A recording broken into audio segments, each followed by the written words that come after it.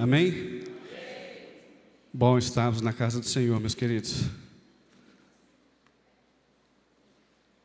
Que bom que você veio, que bom que você está aqui. Quero convidar os irmãos a abrirem a palavra do Senhor no Evangelho de João.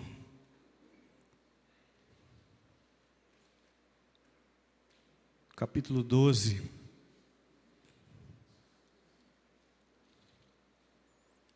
E no verso 32. Nós estamos aqui nesta série de estudo e hoje quero ministrar com o tema da mensagem Atraídos pela Cruz. Amém?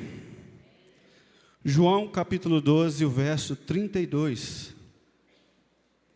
E eu, quando for levantado da terra, todos atrairei a mim. Vou ler mais uma vez. E eu, quando for levantado da terra, todos atrairei a mim. Senhor, eu oro neste momento, meu Pai, para que seja o Teu Espírito ministrando sobre nossas vidas, ó Pai, em nome de Jesus. Que a Tua semente caia em boa terra, Senhor, e que venha a crescer e germinar, em nome de Jesus. Meus queridos, eu gosto muito de ministrar a palavra do Senhor, trazendo reflexões em cima de músicas que eu canto, que nós cantamos na igreja. E temos uma música que nós cantamos aqui, que chama Quebrantado, do Vineyard. E eu estava observando a letra dessa canção, e eu tirei duas frases dela que eu gostaria de, nesta noite, trazer para a nossa reflexão. Junto com esse texto bíblico, esse versículo que nós lemos é Jesus falando de si mesmo. Quando eu for levantado da terra, está falando sobre a sua crucificação. Ali eu atrairei todos para mim. Quando nós pegamos a letra desta canção, as frases que eu separei, o começo dela diz: eu olho para a cruz e para a cruz eu vou, do seu sofrer participar, e a sua obra eu vou cantar. E nós conhecemos o refrão que diz que pela cruz nós fomos atraídos. E eu gostaria de fazer uma pergunta para a tua reflexão no decorrer dessa mensagem. Quando nós falamos de cruz, quando nós lembramos do sacrifício de Cristo, quantos aqui conhecem essa canção? Quebrantado. Quantos aqui já se depararam para ver a letra dela? E eu queria te perguntar, será que nós realmente queremos ser participantes da cruz de Cristo? Será que realmente essa cruz me atrai a ponto de dizer: Senhor, estou disposto a viver e a sofrer pelo Teu reino? Como nós encaramos essa realidade? A cruz é o tema da espiritualidade da nossa vida cristã. Não existe uma pessoa que viva uma espiritualidade sem que ela possa olhar e ir para a cruz. Ela é o tema central de tudo. É a meta da vida, é o grande assunto. A cruz, ela não é só uma perspectiva da salvação, mas também como projeto de existência para a nossa santificação. A palavra do Senhor diz que aqueles que não viverem de um modo santo, sem santificação, ninguém verá a Deus. Aquilo que a gente tem que tomar nas costas todo dia e carregar, jogar a tua cruz, seguir a Cristo. Ele mesmo disse que nós devemos fazer isso mortificando a nossa carne, santificando os nossos desejos, negando a si mesmo, identificando-se publicamente com Cristo. Fazendo dessa forma, com testemunhos, com nossa palavra e com nossa conduta do nosso dia a dia, eu posso dizer que eu sirvo a Cristo, que eu sigo a Ele, a partir do momento que as pessoas enxergam Cristo em minha vida. Como eu consigo fazer isso? Como Cristo é enxergado na tua vida? Carregar a cruz é uma condição inegociável, meus queridos. Não tem negócio para crente. Para o discipulado cristão é uma cláusula pétrea. Não tem como mudar ou inverter essa situação, até porque a espiritualidade só se forma de uma forma mais sadia quando nós vivenciamos a perspectiva da cruz de Cristo em nossas vidas. Será que realmente temos sido atraídos por ela? Como que nós temos vivido isso? A proposta de vida para as quais ela nos desafia. Sem a cruz de Cristo, tudo o que resta para o cristão simplesmente será um narcisismo, um comodismo, um egoísmo. Sem a cruz de Cristo, nós não conseguimos viver de uma forma certa como Ele quer. A espiritualidade cristã é centrada na cruz de Cristo. Não tem outro caminho para isso. Hoje é comum, ouvimos muitas pessoas dizendo, olha, eu sou evangélico, eu sigo a Cristo, eu vivo para Ele, mas querem viver de uma vida, talvez hoje, como diz o evangelho moderno, aonde querem viver para si mesmos, aonde eles mesmos vivem as suas próprias regras. Pessoas que são muito viciadas em teologia de prosperidade, onde tudo se ganha e jamais se perde no reino de Deus. O próprio Jesus diz, olha, aqui no meu reino, para você ganhar, você tem que perder. Aquele que quiser vir após mim, negue-se a si mesmo. Tome a tua cruz e siga-me. Não tem outra forma. Muitas pessoas vivem nas suas facilidades, esquecem que o evangelho puro e santo, o verdadeiro, implica em renúncia, implica muitas vezes em perdas, em deixar a tua vontade própria de lado, viver para agradar a Cristo, renunciando. O que a Esther está fazendo aqui, de repente seria muito mais cômodo para ela, formada em faculdade, filha de pastores, viver a sua vida normal, mas decidiu renunciar muitas coisas da vida dela, porque ela está enxergando, está sendo atraída pela cruz de Cristo, e com certeza através desse esforço, Deus honra e Deus usa. É assim que nós devemos ser. Como é que eu tenho encarado a minha vida cristã? Como é que eu tenho vivido diante disso? Se somos atraídos pela cruz, não podemos esquecer o que isto significa. A cruz, nós sabemos que é vitória. Jesus Cristo venceu na cruz. Mas em primeiro lugar, foi vergonha. Ser condenado à cruz era o pior tipo de morte possível. Reservado apenas para pessoas que cometiam os piores crimes. Além disso, até para o judeu, em Deuteronômio, nós vemos dizer que era um sinal de maldição ser colocado na cruz do Calvário. A Bíblia diz que Jesus se tornou maldito por mim e por você. Quando nós falamos de cruz, nós vemos aqui, nós temos um símbolo da cruz. E podemos ter certeza que ela era madeira, não era de ouro. A cruz é pesada, irmãos. A cruz, ela machuca muitas vezes. E ela deixa marcas. Que tipo de marca você tem levado na tua vida? Por amar a grande mensagem da cruz. Somos libertos da morte por causa da cruz. Aleluia.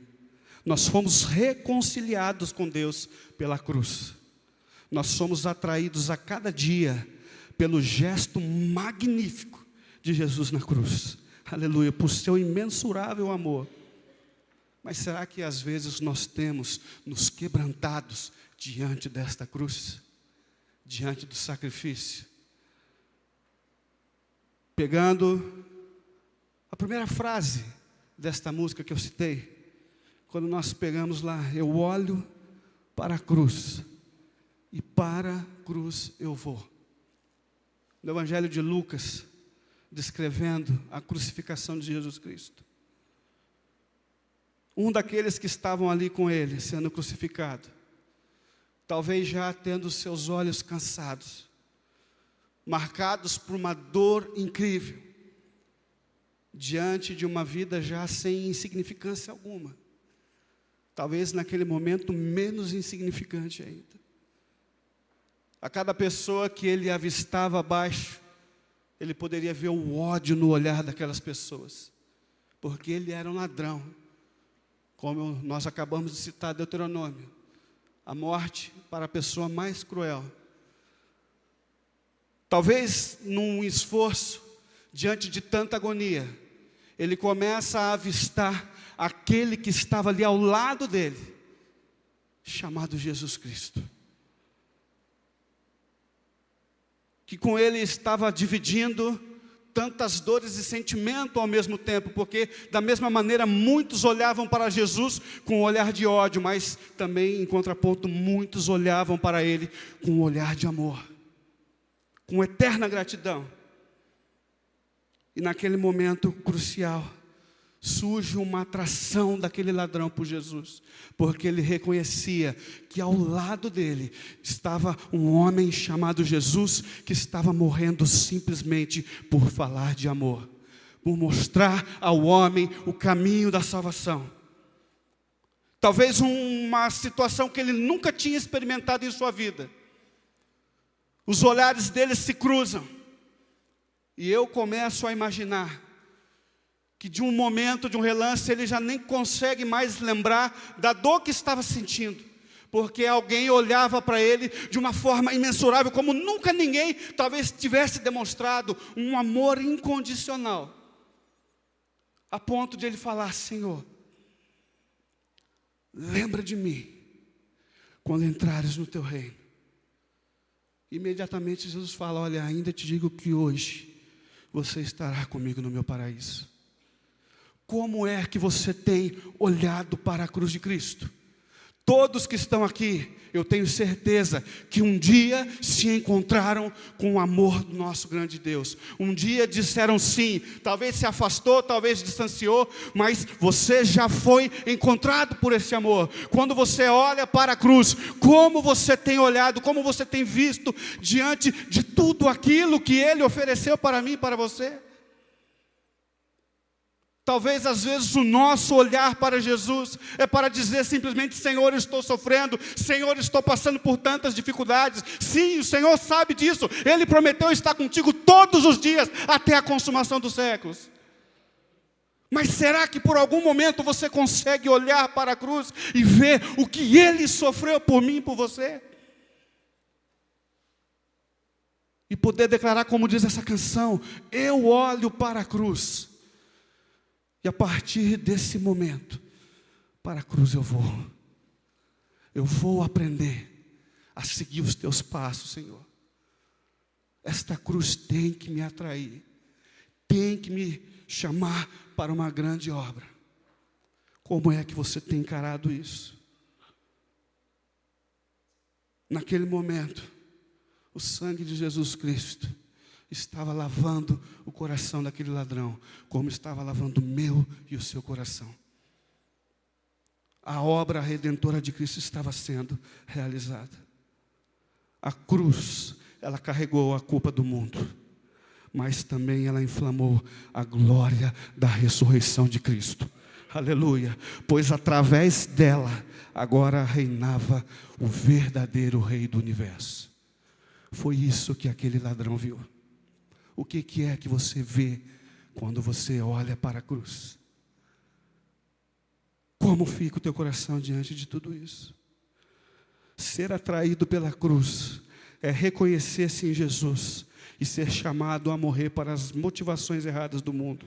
É ser atraído pela vida nova que a cruz traz, através da regeneração em Cristo Jesus. Aleluia.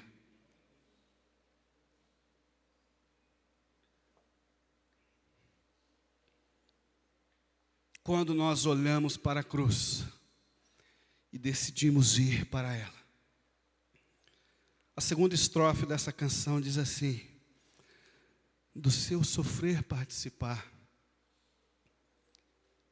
e da sua obra irei cantar. Eu sei que para muitos, e para mim também, é muito lindo quando nós sentimos uma paz tão grande, quando nós vemos o Senhor fazendo muitos milagres, quando a alegria domina a nossa vida, nós começamos a cantar, a exaltar o nome do Senhor. Apesar de eu não ter muito o dom do louvor, eu amo isso, irmãos. Daqui a pouco vocês vão exercer misericórdia sobre a minha vida. mas é maravilhoso. Mas preste atenção que aqui está dizendo que quando eu olho para a cruz e decido ir para ela, e eu decido participar do sofrimento de Cristo, eu também começo a cantar e a exaltar o nome do Senhor, porque eu reconheço e sei para onde eu estou indo. O salmista declara de uma forma maravilhosa: aqueles que com lágrimas semeiam, com cantos de alegria colherão. A nossa vida é assim, meus irmãos. Nós vivemos momentos, sim, de grandes alegrias, mas também haverá momentos de dor, de tristeza, de choro. Se alguém te ensinou que o Evangelho de Cristo é só vitória, há um hino de uma cantora que diz que agora é só vitória, e, irmãos, não é assim o reino de Deus. A Bíblia fala que há um tempo para todas as coisas nessa terra. E às vezes o tempo será de chorar, às vezes o tempo será de perder, às vezes o tempo será de pranto, de angústia.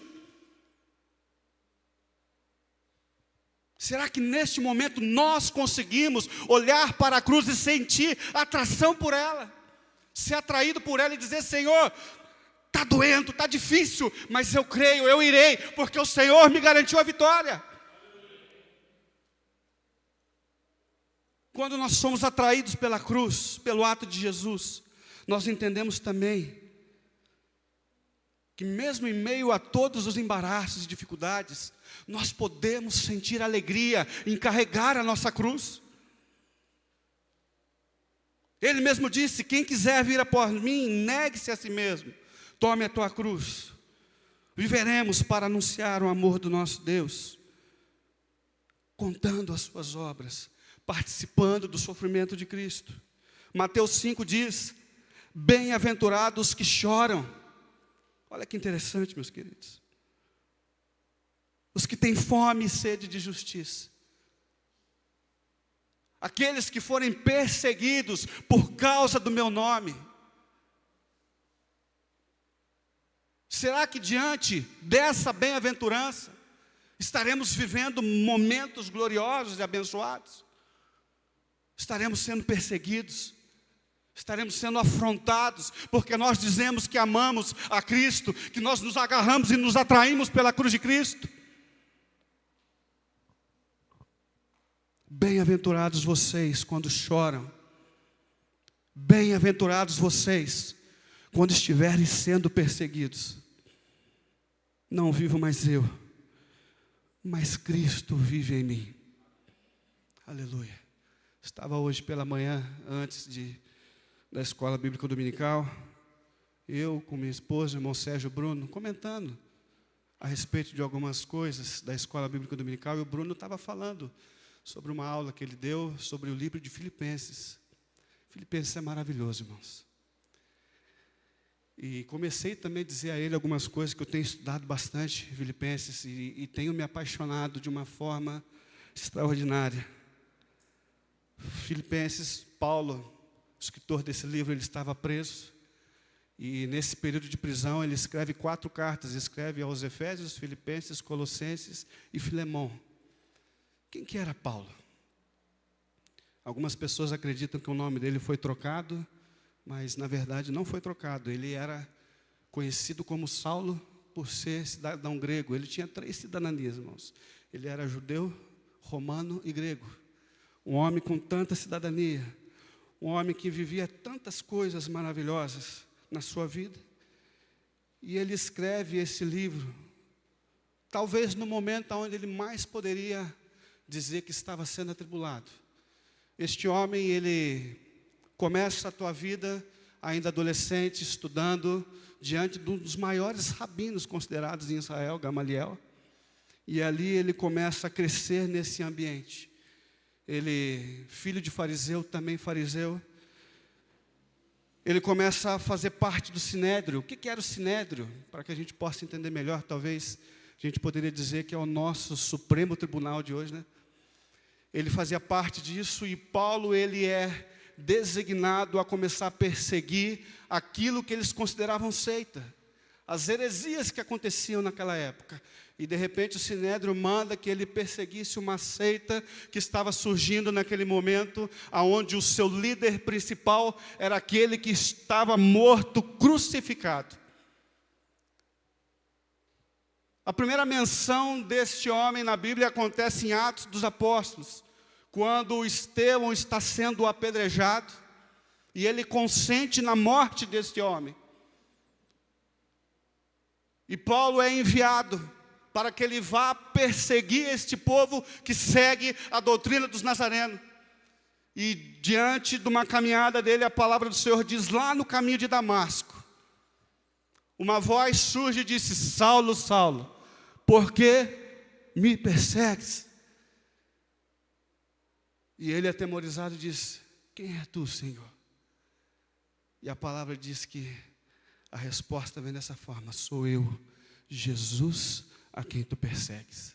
Naquele mesmo momento, Paulo ele cai em terra, fica cego. Eu não sei aonde que falaram isso, não vi na Bíblia, mas algumas pessoas dizem que ele caiu do cavalo. A Bíblia fala que ele caiu, e ele fica cego por 3 dias, ele decide nem comer.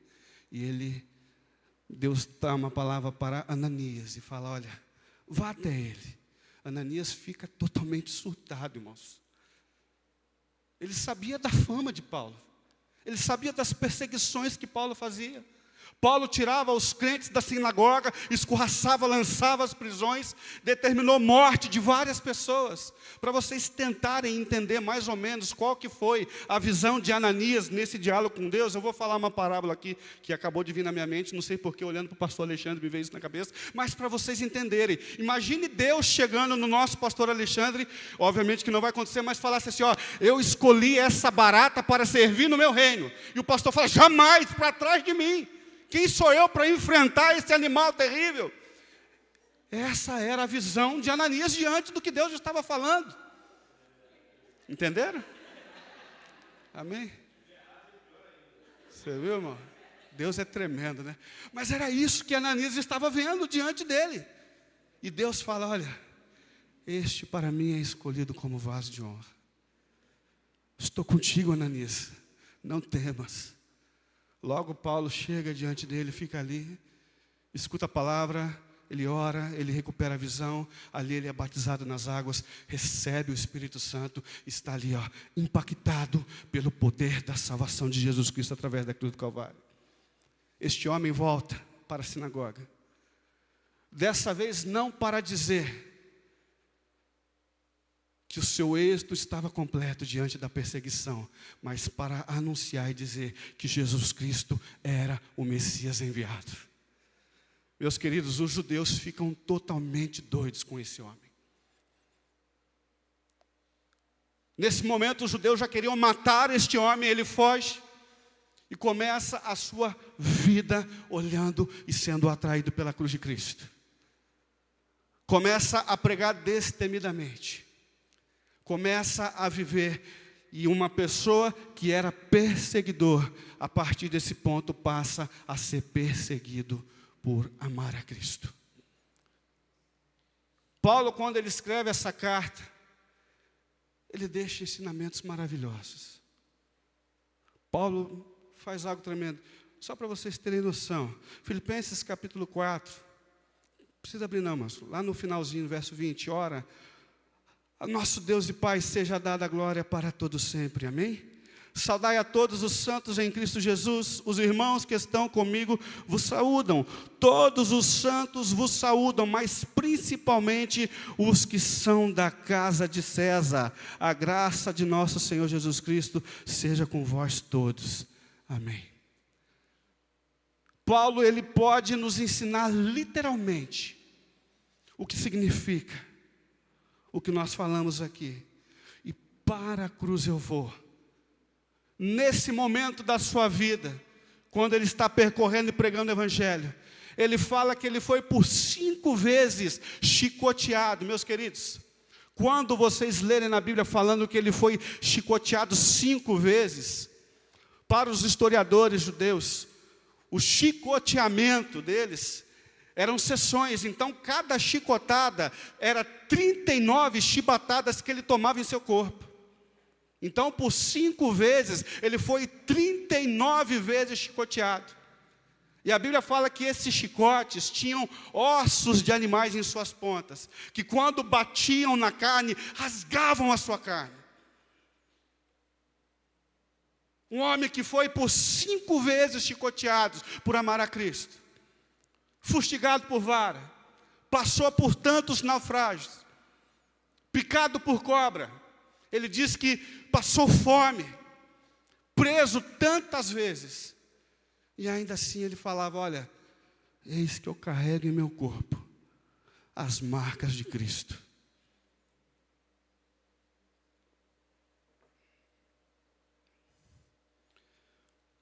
Quando Paulo escreve essa carta, ele estava preso em Cesareia. Os judeus, eles pedem ao governador que mandem Paulo ser levado a Jerusalém, para que lá ele fosse julgado.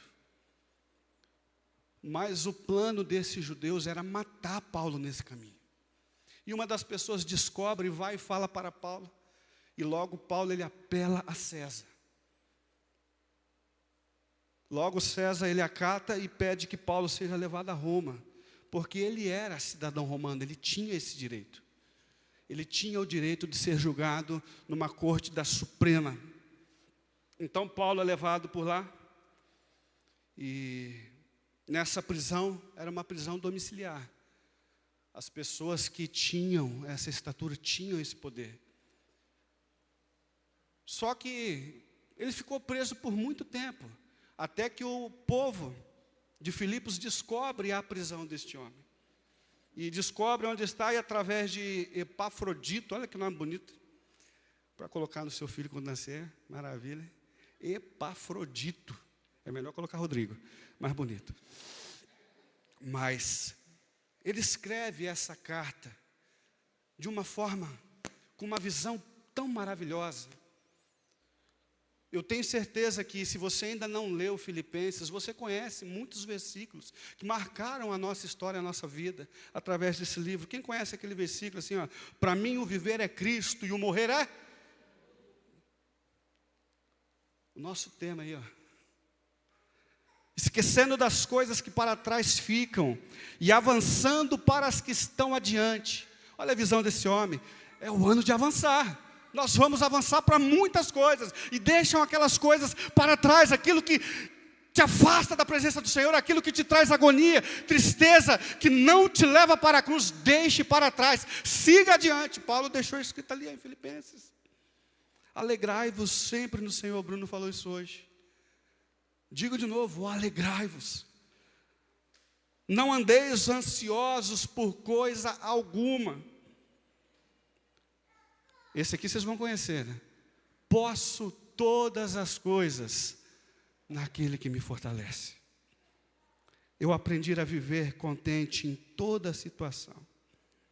Mas Deus, segundo a sua riqueza, há de suprir todas as vossas necessidades. Um homem que estava preso. 4 anos preso, a palavra do Senhor diz, injustamente. Escreve uma carta com tanta alegria, encorajando uma igreja que estava 10 anos antes inaugurada. O relato da história dessa igreja você vai achar lá em Atos dos Apóstolos.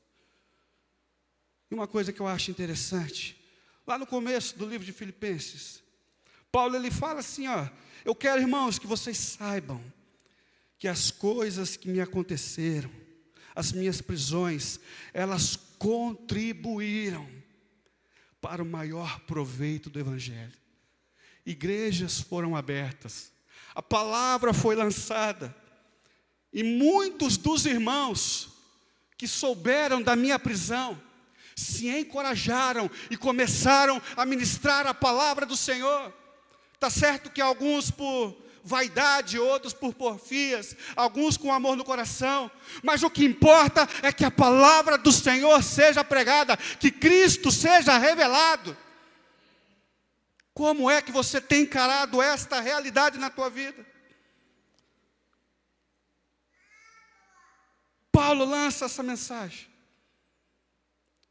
E no final, ele lança essa saudação que eu acabei de ler. Preste atenção, irmãos, que coisa maravilhosa. Eu vos saúdo.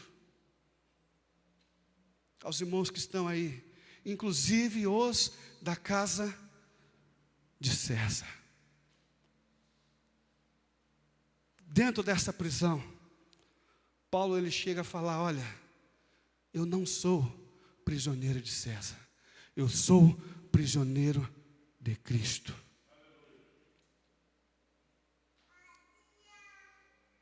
Tem pessoas que às vezes já chegaram a questionar, irmãos, imagina que terrível era ficar com correntes em seus braços. Paulo ali preso, eu fico imaginando os soldados ao lado de Paulo, pregando todo dia, falando de Deus todo dia. A Bíblia fala que quando Paulo estava preso, terremoto aconteceu, carcereiro se converteu, vidas foram curadas, vidas foram alcançadas. Ele não se importou em nenhum momento pela situação que ele estava. Ele se atraiu pela cruz de Cristo e começou a lançar a palavra do Senhor. Toda a guarda pretoriana servindo a Deus através da vida deste homem. Trago saudações a vocês, inclusive esses da casa de César, que foram alcançados pela graça de Cristo. Como é que você tem vivido a tua vida?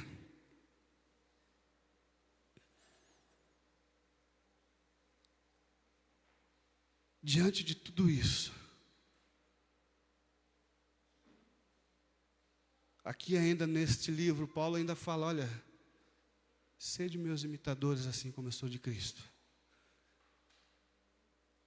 Paulo, ele tinha tudo para se vangloriar. Talvez para querer se exaltar. Mas o versículo que mais me chama a atenção, diante dessas 4 cartas que ele escreveu nesta cadeia, ele lança essa palavra que me constrange dia após dia. Que eu jamais queira me gloriar, a não ser se for na cruz de Cristo.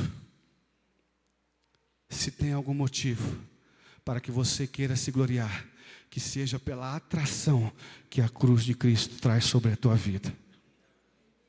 Não há outro motivo para isso. Se coloque de pé, irmãos, em nome de Jesus.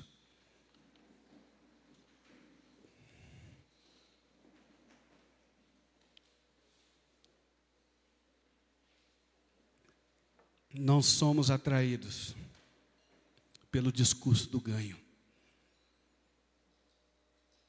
mas sim da cruz, da renúncia para a vida eterna. Feche os teus olhos nesse momento. Se você puder se imaginar no momento da crucificação, nós só seremos atraídos pela cruz de Cristo quando nós nos submetemos a esse amor, matando as nossas vontades, rejeitando a atração pelo pecado. Quando nós consideramos o que Deus fez por nós, crendo que a história da cruz, motivada por um grande amor, então nós estaremos sob os seus cuidados, Senhor, sendo conduzidos para a glória eterna.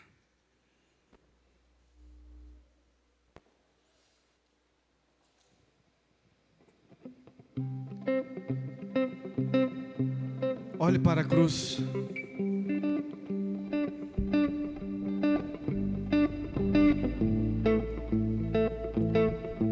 Certeza que você quer ir para a cruz? Participar do sofrimento de Cristo.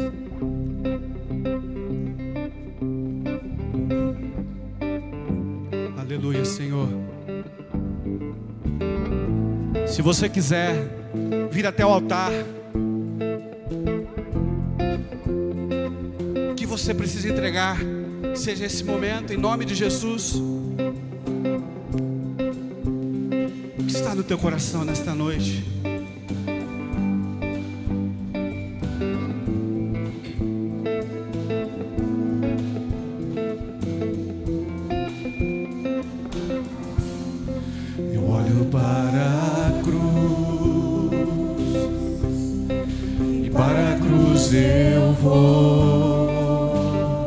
Se eu sofrer, participar da sua obra, vou cantar. Meu Salvador na cruz mostrou o amor do Pai, o justo Deus.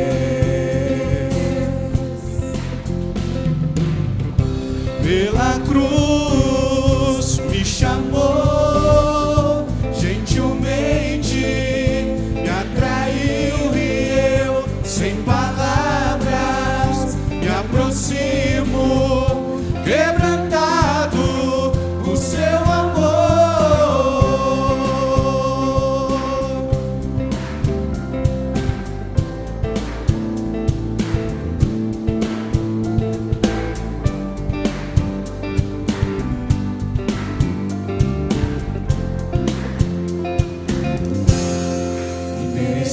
Da vida, de graça recebi, por sua cruz, da morte me livrou, trouxe minha vida. Eu estava condenado, mas agora